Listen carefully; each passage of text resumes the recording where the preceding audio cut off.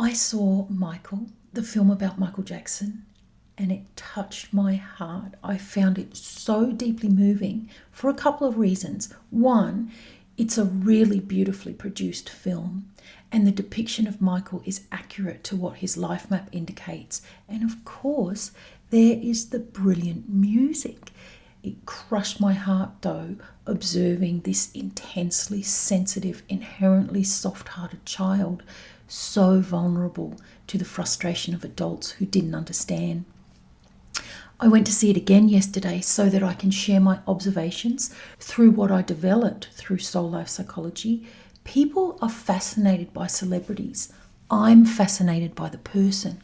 And when I look at Michael Jackson, I don't just see a phenomenal entertainer. I see the phenomenon of him, his inherent wiring, what he allowed the public to see compared to the real person. I see a planned life map. I see sensitivity and creativity, and I see his emotional bruising. I see purpose. I see predestined legacy. Let's explore what Michael Jackson reveals about the human experience. What's the definition of insanity? Ain't it just a difference in reality? Welcome back to the SoulLife Psychology podcast. I'm Dr. Tony Riley, founder of SoulLife Psychology, where intuition meets logic. Here, we explore who you are and why you're here, why you do what you do. Today, I'm doing something a little bit differently. I'll be using Michael Jackson as an example of how SoulLife Psychology interprets life. Join me to explore what happens when an extraordinary nature encounters extraordinary pressure, to understand what his life reveals about personality, sensitivity, emotional bruising, purpose, and self-awareness. This is not an opinion piece. It is not to judge him or diagnose him. It's to showcase that Michael Jackson's life played out in accordance to the blueprint he was born to live. The foundation of SoulLife psychology is that you're born with a precise life mission, a master plan that plays out with precision.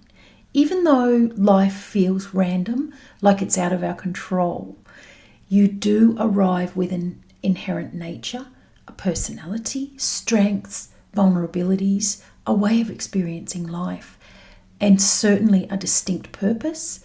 And we call this your life map. The foundation of life map is your birth date. Michael's birth date is the 29th of August 1958. Let's have a look at that. I have a board here, so I'm going to attempt to show you his life map just so you can see what one is. Let's have a look at this. I'd love to have a better setup, but this will do us for now. Hopefully this microphone's going to pick everything up. Anyway, let's look at Michael's date of birth. It is, let's go like this. Michael. Okay, so his birthday is the 29th of August, so the 8th, 1958. Now, how you work out your life map or your life mission is you add all these numbers together. Michael's add up to 42. What we have to do is reduce them to one number. Unless, of course, they add up to 11, 22 or 33. Then you leave them. In this case, we're going to add 4 plus 2, which gives us 6. So, Michael is life mission 6. Let's have a look at how this looks as a map. So here we go. Here's our map. It's just like noughts and crosses. I'm just going to distribute the numbers into the map, and then I'll come back and talk to you a little bit more about it. So all of the 9s go here. I'm putting 9, 9, 8, 8.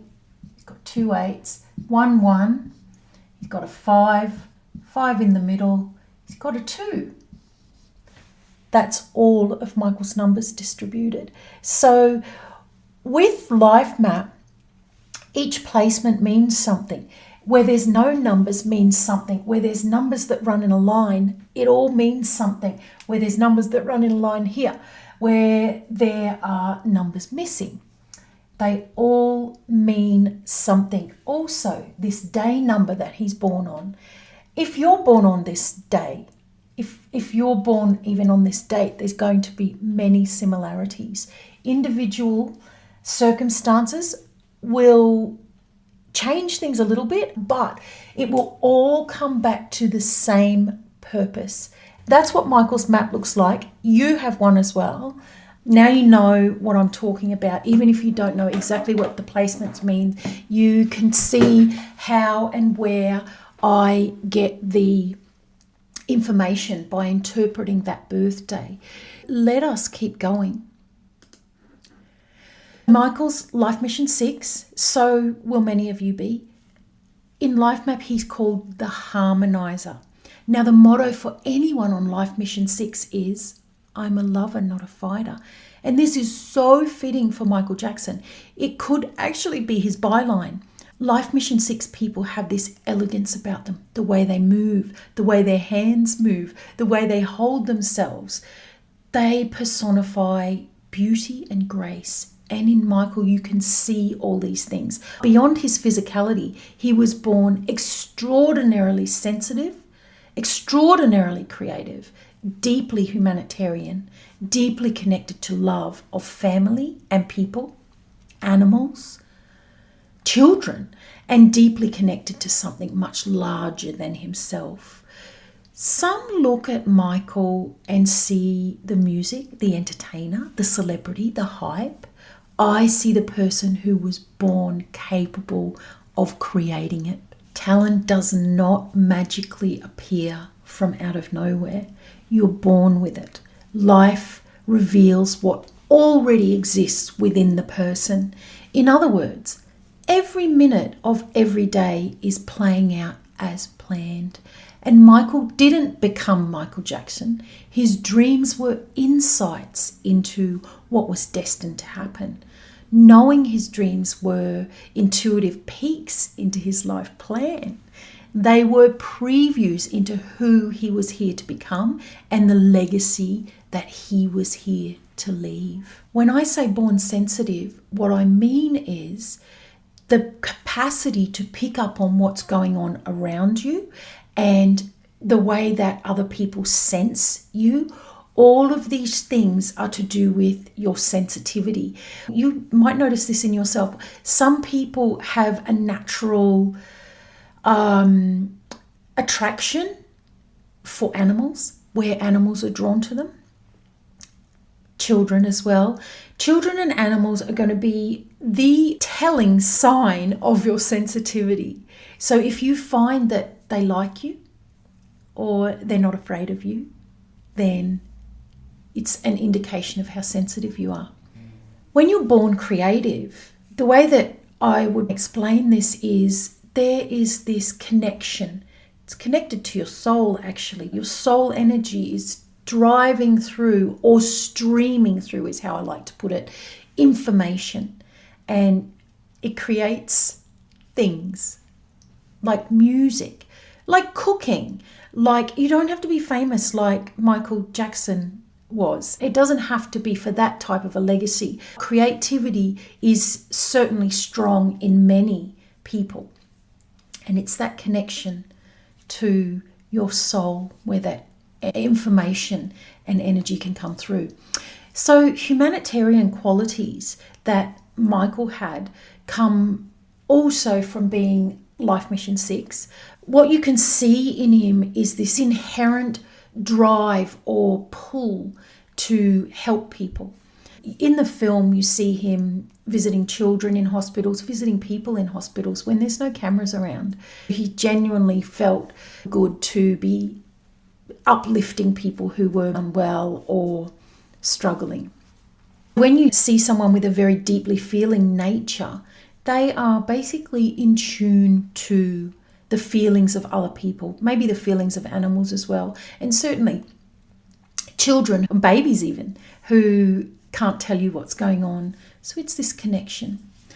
When we say connection to people, some people really like people. It doesn't mean that you want to be around them all day, every day, but some people have this drive to make things better for people or to influence them in a positive way. Number 6 people have an inherent commitment to family. I usually say they default to family because for some people who are on Life Mission 6, the family may be not blood family. It might be people who you've become close to. Depends what your circumstances are. With Michael, there's this phenomenal capacity to forgive because we know that later, even though he had a violent dad, he forgave him after he had children himself. A number 6 person is very much about equality, trying to, if not always, at some point being able to see both sides to someone or to any situation. Let's now talk about the creative stream. Michael's relationship with creativity might fascinate you. I have this same creative stream, which is why it's easy for me to understand and to empathize with. Michael spoke about songs channeling. He was listening to this streaming download rather than creating it. Highly creative people like musicians, artists, entrepreneurs describe the same experience. They experience creativity as something they connect to rather than something they manufacture. His creative downloads were streamed from his soul. They're natural, effortless, and it flowed through him. Creativity as connection is this stream connected to your soul, and intuition is also connected to that same stream. This stream of creativity brings through things like fully formed songs. With someone who is so sensitive, solitude is a real inherent need. With Michael, unless he was performing, he was most comfortable away from noise, away from big lights, away from crowds, and away from demands. The constant attention would have been unsustainable for him. He needed solace to regenerate his energies, and he needed space to reflect, to create. Some people process life externally, others process life internally. Michael was an internal processor. His time alone wasn't lonely, it was a blessing. It was how he reconnected with himself to regulate and to hear the lyrics and beats that came to entrance the world. With internal processing, it means that somebody retreats to think about what's happened, to think about what they want to say. They reflect deeply. It's quite intense. Everything's going on in their own mind. They're making sense of life and their thoughts, their beliefs, everything. They're making sense of it through themselves. Some people really dislike being by themselves, whereas internal processors, they like solitude. And they would not see it as a lonely thing. They would be in their element. Sensitive people need this solitude to give themselves the space to process, to regulate themselves if they're emotionally challenged, or just generally. And any sort of creativity requires a certain amount of that space. Now let's talk about emotional bruising. This is where SoulLife psychology differs from traditional psychology. Trauma is viewed as something that started here after we're born, caused by a parent or something undesirable that happens. Life Map demonstrates that bruises are integral to the human experience. Bruises are the foundation for how we experience trauma. They are the lens through which emotions are processed and expressed. They form the processes that we live through. They are the reason why we grow, why we can't make things happen quicker, or we can't slow them down or speed them up just because we want them to. Within Michael's life map, I see the bruises of rejection and injustice. Rejection because he's fundamentally different. In the film, it's mentioned quite a few times. His mother even says she knew he was different from the day he was born. People with rejection spend their lives feeling different from people around them, though they don't necessarily care what other people think of them. They certainly do experience life differently, and that kind of differently is all that they know. When Michael's mother says he's different, and more so later when people are observing him as different and judging him for it, what I see is spectrum. It's very common now, and there's a lot more known about it and a lot more understanding of it. This is something that was barely known of then, if at all.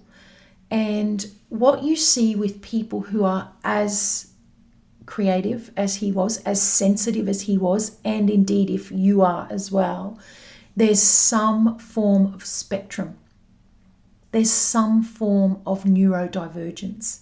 In fact, in my observations, people who come here and do anything that is quite extraordinary have a certain level of neurodivergence, because it gives people extra energy. It gives them extra creative connection. And those things are needed to do extraordinary things. Let's look at the bruise of injustice. It explains Michael's perfectionism, the high standards, the pressure he placed on himself, the discipline that he had, and the relentless pursuit of excellence. The courage to call out unfairness. Injustice gave him all of these inherent capacities, and also the self-control required to maintain the facade required for such a public life. People without neurodivergence don't feel the same way, don't feel as sensitive to noises, light, people, emotions. They don't get it. So they can see something's different, but they don't know what. They don't understand it. Whereas the person who is different, it's all they've ever known. Being misunderstood is a side effect of that. There's nobody who's in the public eye who can possibly show everything to people, or you get cut down and extra judged, extra looked at. Public life is a big deal, and I think that people can't comprehend what it's like to be in the public eye, such as it was for him. And there's a paradox as well, because the performer in them thrives on that energy of being in public, certainly at performances, whereas the aftermath where people actually can touch you and get a piece of you and crowd you, that's hard. Let's talk about perfectionism. Perfectionism is a side effect of the bruise of injustice. It's not a flaw. It might feel hard for the person who's the perfectionist, but it's not a flaw. It ensures that these high standards, people with perfectionism put these standards on themselves. Nobody else does it. You do it to yourself. So you're living up to these high standards. Sometimes you never can live up to them because they're just too freaking high. Anyway, from that, trying to live up to your own expectations of yourself, there's this internal pressure. Nobody really sees that, because generally you come across very calm, but inside there's this pressure to keep these standards. Purpose and impact, this is the most important part. Michael Jackson's life demonstrates that meaning and pain coexist. The purpose of life is to experience emotion, and for this to happen, circumstances transpire to ensure the full gamut of emotions are experienced. His mission was to leave a legacy. Purpose is not what he achieved, it was every moment of his life, just as it is for all of us. Purpose does determine what you are here to contribute. Michael's contribution reached across countries, cultures, religions, generations. People who had nothing in common still connected through his work. His contribution extended beyond entertainment. He brought people together. He created shared emotional experiences, and he left people feeling something. And decades later, people still do. Being able to leave people with something that makes them associate an emotional experience, makes a humanitarian such as Michael really special. What artists do for us to help us remember moments in our lives, remember phases in our lives, to give us comfort when we are struggling, or to uplift us and have fun.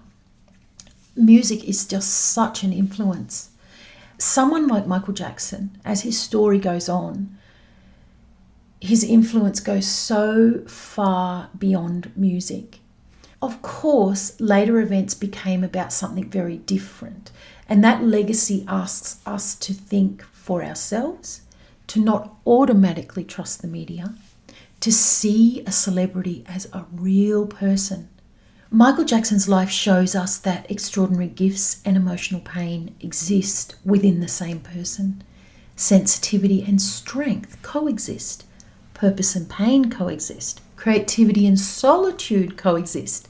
The lesson isn't about how Michael Jackson was special. The lesson is that he was a person at the core, no different to any other person with feelings. The real lesson is that understanding yourself is what matters most. Your life is what you are responsible for. What if the one thing you spent your life trying to change about yourself is actually part of who you came here to be? It's all about perspective. If you're interested in understanding your own life map, I'm teaching Life Map Foundation starting June 22nd. It's a 10-week program designed to help you understand your personality, purpose, strengths, vulnerabilities, and the plan that you were born with. I'm teaching it live online. You will love it. Self-awareness positively impacts how you experience life. In upcoming episodes, why some people feel responsible for everyone else, why they carry other people's emotions, why they struggle to put themselves first, and what SoulLife psychology reveals about the emotional bruise that drives those behaviours. Thank you for joining me for another episode of the SoulLife podcast. Until next time, keep learning about yourself. Self-awareness is the ultimate activism. What's the definition of insanity?